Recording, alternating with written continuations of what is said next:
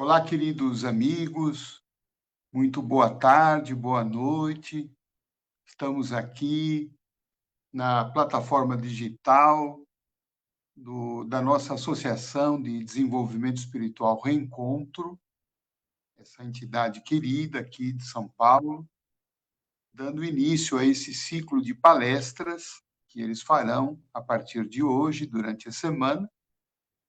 E quero saudar a todos os amigos do Reencontro e todos os nossos amigos internautas que estejam, nesse momento, conectados conosco. É uma alegria muito grande poder compartilhar alguns minutos de reflexões espirituais com todos vocês. E peço a Deus que o nosso encontro seja abençoado.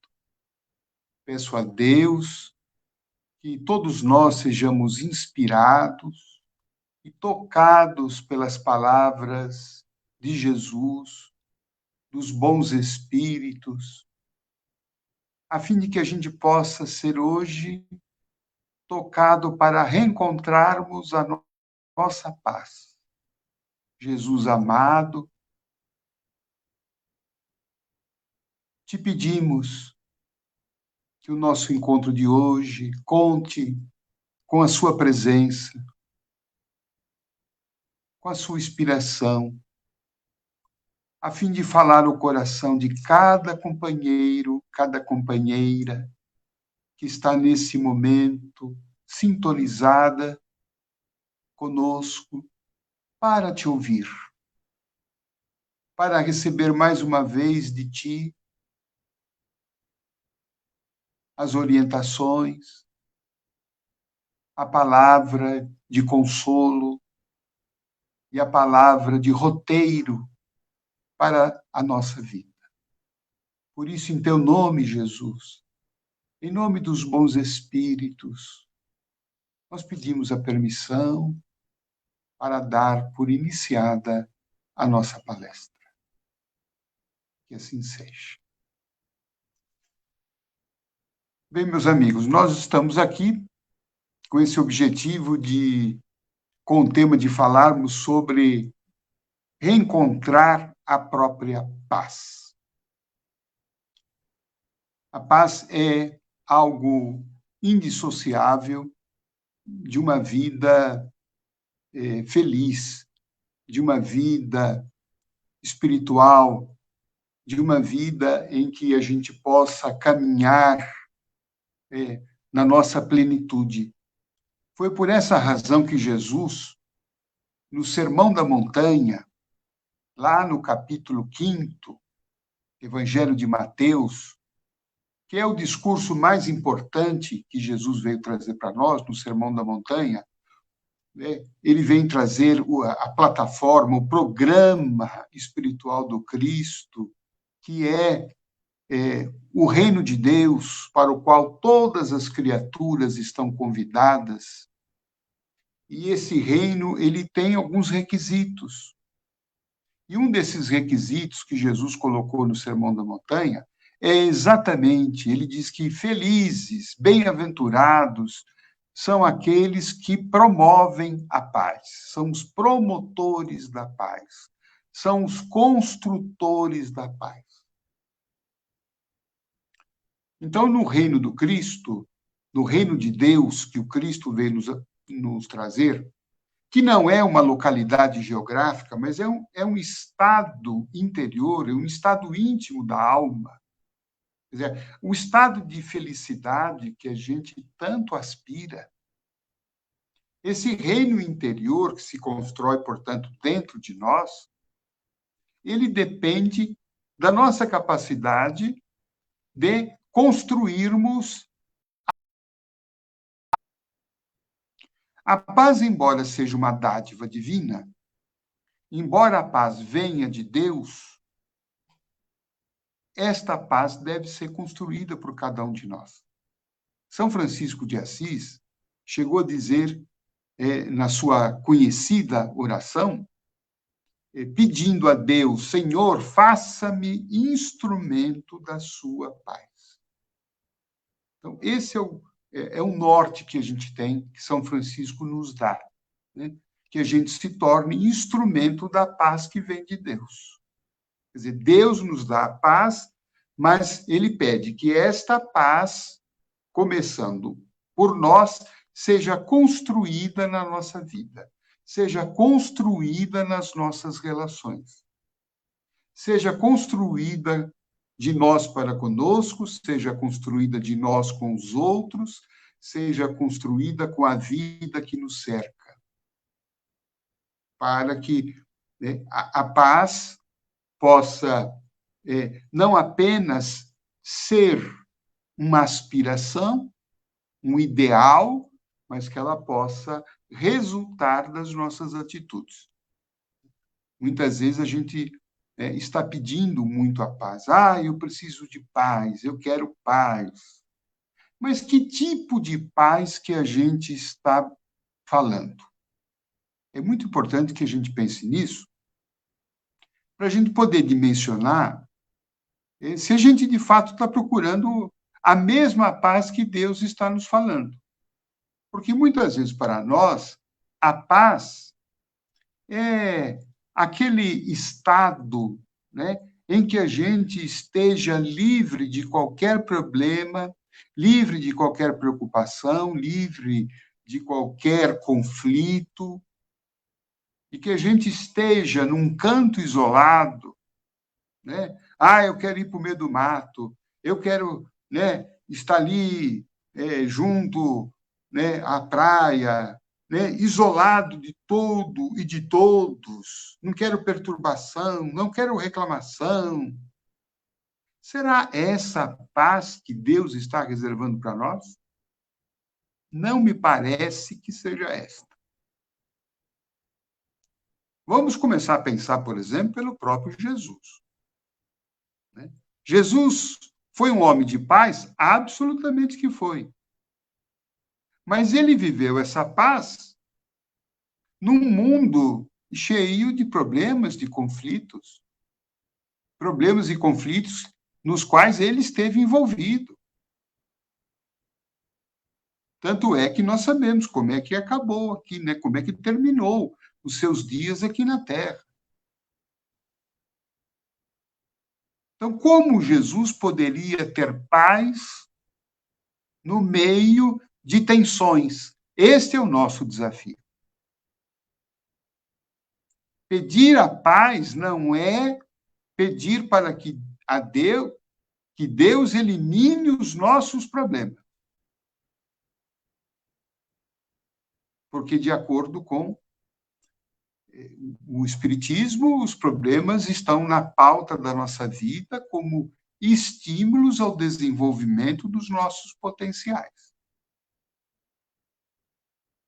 Então, esta paz que muitas vezes nós estamos idealizando, ela não existe. Nem poderia existir.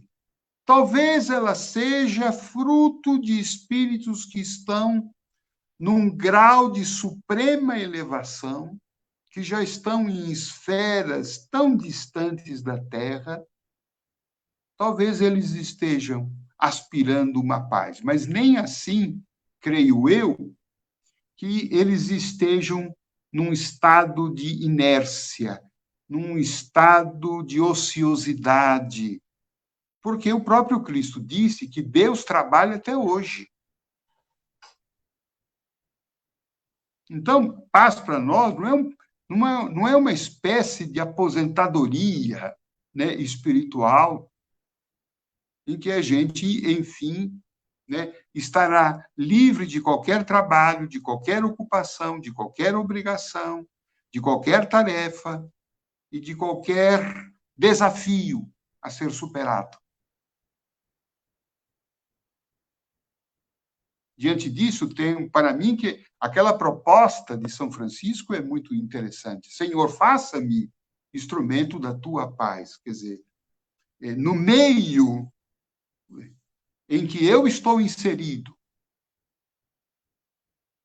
nas minhas relações pessoais, dentro do meu lar, da minha família, com os meus amigos, com os meus companheiros de trabalho, na comunidade em que eu vivo, na cidade em que eu estou inserido, no país, no planeta, como eu, dentro do meu espaço, posso ser um instrumento da paz de Deus.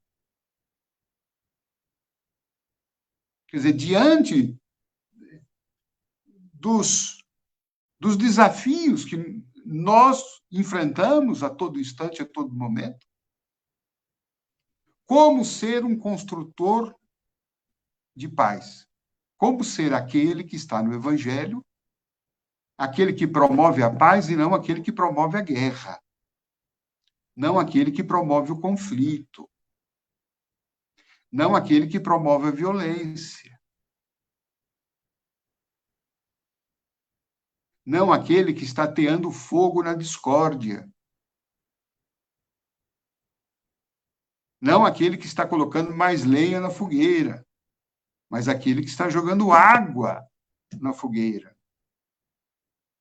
Aquele que está reduzindo o contingente dos seus conflitos.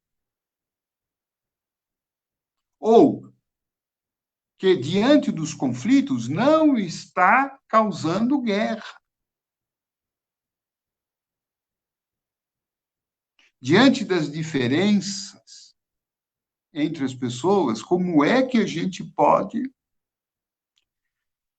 fazer com que essas diferenças não signifiquem disputas, não signifiquem uma competitividade agressiva, predatória, em que a gente vive permanentemente no estado predatório de guerra, no estado bélico, no estado em que a gente tem que eliminar pessoas, tem que eliminar concorrentes, tem que pisar nas pessoas que discordam de nós, tem que, sabe, afastá-las.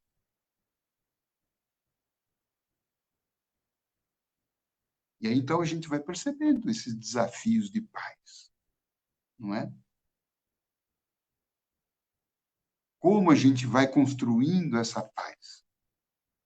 Evidentemente que nós precisamos levar em consideração que não dá para cogitar, no nosso nível evolutivo, de uma paz perfeita. Mesmo que a gente esteja se esforçando para ser um instrumento da paz, no atual nível de evolução espiritual em que a gente se encontra, não dá para imaginar uma paz perfeita. Aliás, o próprio Chico Xavier mencionou isto, e nós fizemos questão de inserir isso, esse pensamento de Chico, em um dos nossos livros. Chico disse assim: esperar pela paz definitiva eu nunca pude ver, nem nos espíritos que se comunicam conosco. Olha que coisa. Uma paz definitiva, uma paz completa, diz Chico Xavier, que nós não podemos esperar por isto agora. Que nem nos espíritos que se comunicavam com ele, e foram muitos e muitos de grande elevação espiritual, como Emmanuel, Chico Xavier, Bezerra de Menezes, aliás, e tantos outros espíritos, Batuíra, de grande elevação. Chico diz que nem neles ele pôde ver ainda uma paz completa. Então, nós podemos pensar, gente, numa proposta, no nosso nível evolutivo, de uma paz relativa. Uma paz relativa.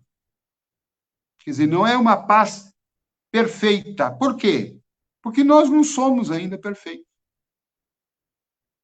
Nós ainda, mesmo nos esforçando, nós ainda, muitas vezes, vamos promover guerras, nós vamos promover discórdia. Quando a gente é contrariado, a gente, né, é capaz de ficar bravo, de provocar uma briga, de provocar uma discussão. A gente ainda, né, provoca discussões no trânsito. Muitas vezes eu me vejo, por exemplo, no trânsito, que é uma coisa tão corriqueira. Olha, eu escrevo sobre paz, falo para a paz, muitas vezes no trânsito me vejo com a tendência de ter atitudes, né, intolerantes, falta de paciência.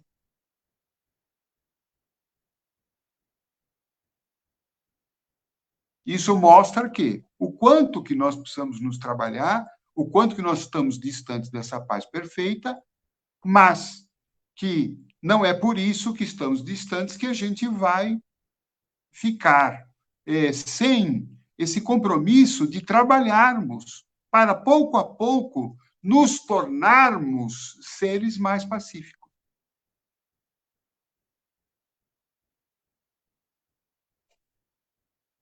Nesta fala de Chico Xavier, ele nos dá uma pista que eu considerei muito importante. Ele está falando aqui que felicidade perfeita, que paz perfeita, não dá para esperar pelo momento.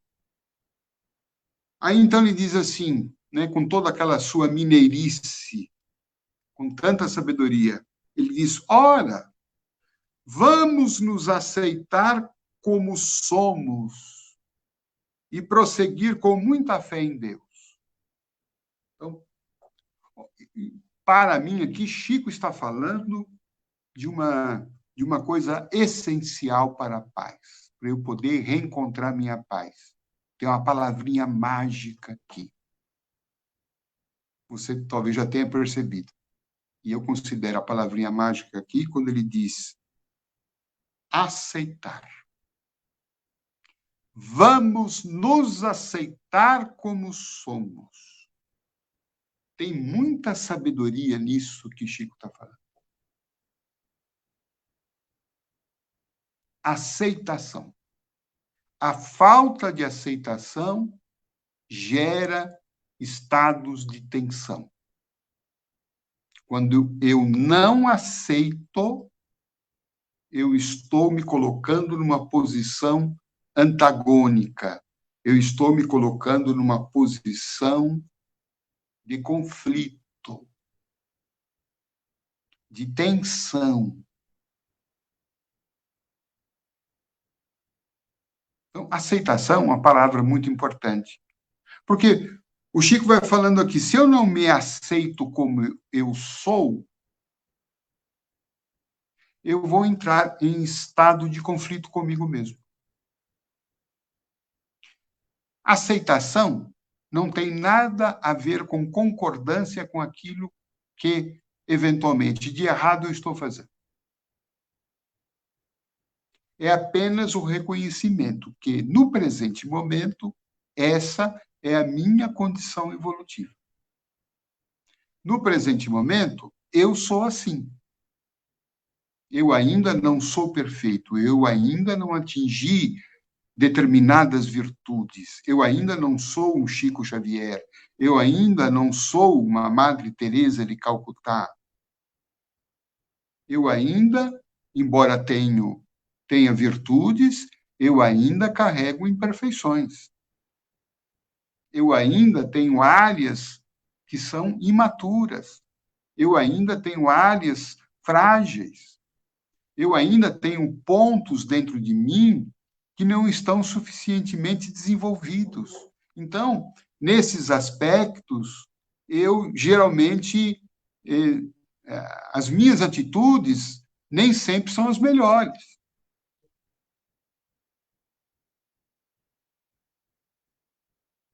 É claro que eu vou trabalhar para que essas imperfeições, essa imaturidade vá aos poucos diminuindo. Mas isto é um trabalho longo, e longo, eu diria, não só para esta existência, como para as posteriores. A natureza não dá saltos. Não é porque a gente ouviu uma palestra, leu um livro, tomou um passe que a gente, né, esse ser ainda, né, que carrega ainda essas imperfeições, né, que tem uma tendência ainda do mal, ainda predominante, é que ele vai, do dia para a noite, se modificar. É claro que nós vamos trabalhando, mas isto não é do dia para a noite. No entanto, eu preciso ter aceitação da minha condição, do que eu sou, do que eu posso ser, compreendendo os meus limites. E aí, então, eu começo a gerar, no primeiro, reencontrar a minha paz, quando eu me aceito. Não quando eu me acomodo, mas quando eu me aceito. Ah, eu sou assim ainda. Eu tenho coisas legais, mas tenho pontos ainda que, né, eu preciso trabalhar bastante ainda. Mas eu promovo, então, um estado de reconciliação comigo. Eu não fico brigando comigo, eu não faço do meu processo de reforma íntima um ataque contra mim, eu não diminuo a minha autoestima por conta ainda das imperfeições que eu tenho, das coisas que ainda não consegui, não dei conta, não consegui trabalhar, embora esteja consciente delas. O processo de reforma íntima tem que ser um processo de amor, de afeto, não pode ser um processo de guerra interior, não pode ser um processo de condenação, de autocondenação, não pode ser um processo de culpa, não pode ser um processo de julgamento, onde todas as horas eu sou condenado. E se eu não me trabalho isso, se eu não me aceito, o que é que vai acontecer? Primeiro, vou viver mal comigo. Não vou ter paz interior. E, fatalmente, essa falta de paz interior, essa falta de aceitação, porque aí eu vou me encher de culpa, ao invés de estar trabalhando pela minha, né, pela construção, né, do meu aperfeiçoamento, eu vou estar me enchendo de culpa, de condenação, de juízo, de condenação, eu vou minando a minha alegria de viver, eu vou me tornando uma pessoa muito crítica, muito chata, perfeccionista. Aliás, aí está um traço muito grande, né? O perfeccionismo. Perfeccionismo é um traço de que quem tem o orgulho, né? O desejo, a pretensão, a arrogância de já ser um espírito iluminado hoje. Ele não admite ainda que ele tem fragilidades, ele não admite ainda que ele é impaciente, por exemplo, que ele é raivoso, que tem horas que ele deseja o mal, que nem sempre ele acerta, aliás, erra mais do que acerta. Nossa, não admite isso, porque ele tem um modelo ideal de ser alguém perfeito hoje. Então, ele não se aceita, ele vive, sabe, ele vive se cobrando exageradamente, ele se cobra além da conta, ele se põe peso nas costas além da conta. E qual é a consequência disso? Primeiro, uma consequência com ele mesmo, porque ele tem uma relação consigo mesmo que é muito desgastante. E óbvio, a segunda consequência, ele vai projetar isso nos outros. Ele vai exigir também perfeição dos outros. Ele vai se tornar intolerante. Ele vai julgar todo mundo e vai julgar severamente. E se alguém não corresponder aos padrões, né, idealizados de perfeição que ele estabeleceu para ele arruma confusão. Muitas vezes, né, ele tem uma agressividade, uma intolerância. Se as coisas não forem do jeito dele, se não saírem do jeito dele, se as pessoas não corresponderem às altas expectativas que ele tem, ele entra em conflito, ele entra em guerra. Mas por que isso está acontecendo? Porque, em primeiro lugar, ele trata assim a si mesmo. Ele não tem paz interior.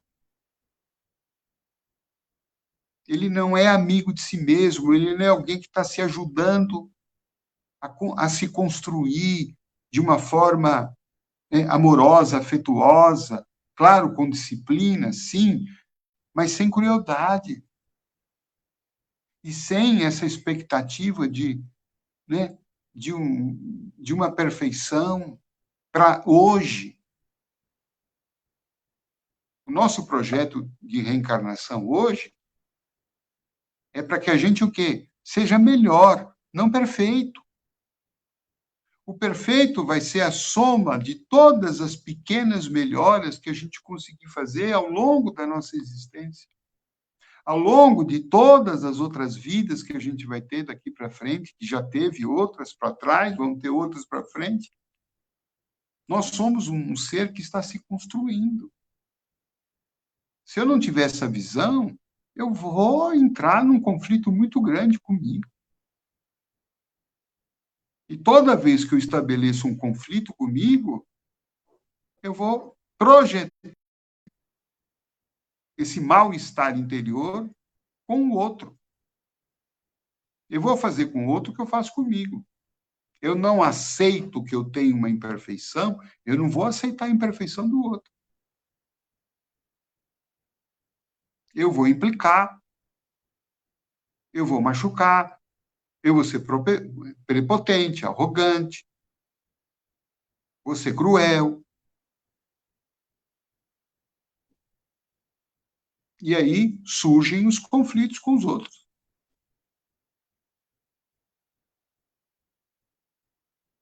Por falta de aceitação. Nesse ponto, o autoconhecimento é uma ferramenta imprescindível para que a gente tenha paz. Porque o autoconhecimento vai nos levar a um estado antagonismo ao orgulho, à idealização. O autoconhecimento vai nos levar, inevitavelmente, a um estado de mais humildade. Por quê? Porque vai fazer com que a gente olhe para dentro da gente, sabe, e verifique que a gente está querendo nos situar num patamar que, de fato, a gente ainda não se encontra. Quando eu olho para mim, ao lado de ver as minhas virtudes, ao lado de verificar e constatar que eu tenho algumas já potencialidades legais, coisas legais, eu tenho ainda muitas fraquezas. Eu ainda, em determinados aspectos, sou uma pessoa ainda vulnerável, sou frágil, sou fraco, não sei tudo, não posso tudo, não conheço tudo, não dou conta de tudo, não aguento tudo, não sei lidar com muitas coisas. Com algumas sim, com outras tantas não. E aí, o autoconhecimento vai fazendo com que a gente adquira uma visão mais próxima daquilo que de fato a gente é. E a gente vai se reconhecendo, segundo o psiquiatra Jung, ele diz que a gente vai se reconhecendo menor, a gente vai reconhecendo que a gente é menor do que a imagem que geralmente nós temos de nós. A gente começa a desinchar. A gente vai ficando mais leve. A gente vai ficando mais tranquilo. A gente vai ficando mais complacente. A gente vai ficando mais tolerante. E aí, quando vê que alguém está errando, a gente reconhece e fala: puxa, eu também faço isso. Eu também sou assim. Eu também, de alguma forma, me equivoco como essa pessoa. E aí, qual vai ser a nossa tendência? A gente vai reagir àquele acontecimento com mais paz. A gente pode até dizer para a pessoa: olha, fulano, não foi legal isso aqui está errado, né? Você não fez direito aqui, mas tudo bem, vamos, como é que a gente pode fazer isso para consertar? Como é que a gente pode, né, modificar essa coisa que não ficou legal? Paz não é inércia, né? Muitas vezes, paz não quer dizer cale a boca e não fale nada. Claro que se o probleminha tem uma dimensão muito pequena, é melhor ficar quieto mesmo. Não vale a pena. Mas quando a coisa tem uma dimensão maior e que precisa de uma correção, ter paz não significa fechar os olhos para aquilo. Significa apenas não reagir de forma violenta. Não xingar a pessoa, você faz tudo errado. Nada que você faz é bom.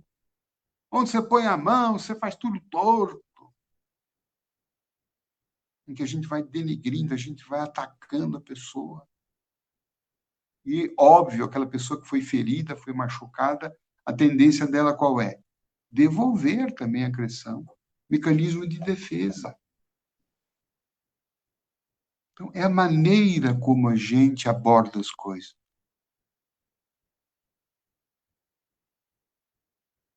Paz é uma postura. Uma postura que a gente expressa na maneira de falar, por exemplo. A nossa fala é uma fala de paz ou é uma fala que promove guerra? Como é que andam as nossas palavras? A entonação da voz.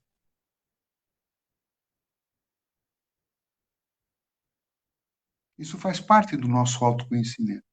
Puxa, quando eu estou falando, quando eu falei com tal pessoa, eu estava com razão de falar. Mas como é que eu falei? Aquela minha fala, o jeito que eu falei, conduziu à resolução do conflito ou ele agravou o conflito? Eu, para expor a minha razão, o meu ponto de vista, eu cheguei a denegrir a pessoa, eu machuquei, eu ofendi a honra dela, eu ofendi a moral dela. Para quê? E, além do mais, não só aumentei a confusão, como aquele problema inicial não ficou resolvido e agora ele ficou pior ainda, né, para ser resolvido. Então, vamos procurar colocar paz nas nossas palavras, paz na entonação. Às vezes, é só o olhar, às vezes não precisa nem falar nada, né? O olhar que a gente dá, aquele olhar, às vezes, de censura, aquele olhar de agressividade,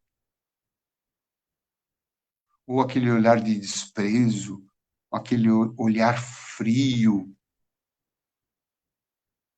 também é uma forma que a gente tem de comunicar paz ou comunicar guerra.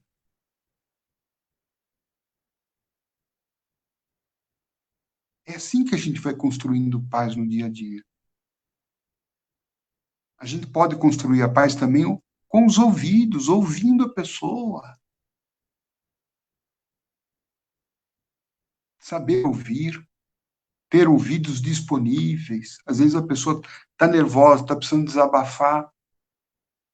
Às vezes a gente não precisa dizer nada, é só ouvir. Aí depois que a pessoa falou, ela vai certamente dizer algo do tipo: puxa vida, aí foi bom, desabafei, agora estou melhor, estou me sentindo melhor. Pronto, foi um gesto de paz. Foi um gesto de paz. Em algum nível, a paz apareceu. Em algum nível, a Terra melhorou naquele momento. Porque uma bomba que estava para explodir foi desarmada.